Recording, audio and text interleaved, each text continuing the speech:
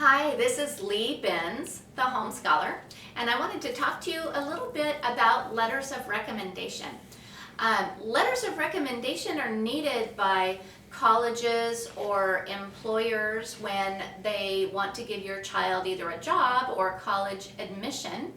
But the thing about letters of recommendation is they have to be very recent, and they also have to come directly from the person writing the recommendation to the college or the employer.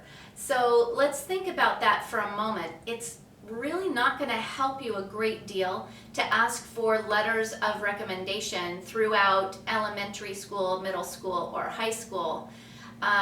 Instead, to get a good letter of recommendation, what I would encourage you to do is to really develop and form relationships between your child and other adults so that they can get to know your child really well. The best recommendation will come from somebody who knows your child well and is also able to write well.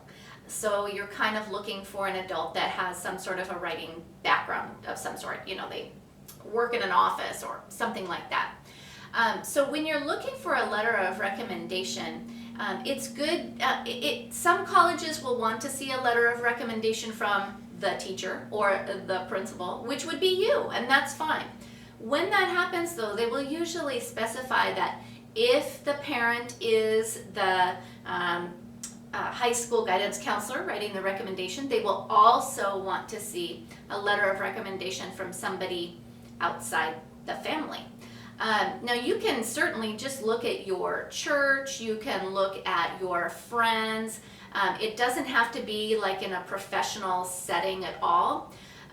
So if you have a friend that's homeschooling, perhaps that friend or their spouse could write your letter of recommendation. It can be a little bit helpful if the person knows that you homeschool or knows a little bit about your homeschool, knows that your child is, you know, maybe academically minded, or that crazy kid loves economics, or, you know, all he ever does is swim team like crazy, knows, you know, details like that about your child. The other thing about letters of recommendation is in a public high school, they have access to all the academic records when they're writing letters of recommendation. And so you can do that too. And when you're asking for a letter of recommendation, it can actually be really helpful if you have provided them with a transcript for your child and maybe your activity and awards list. Because the chances are the recommender is going to know this much about your child.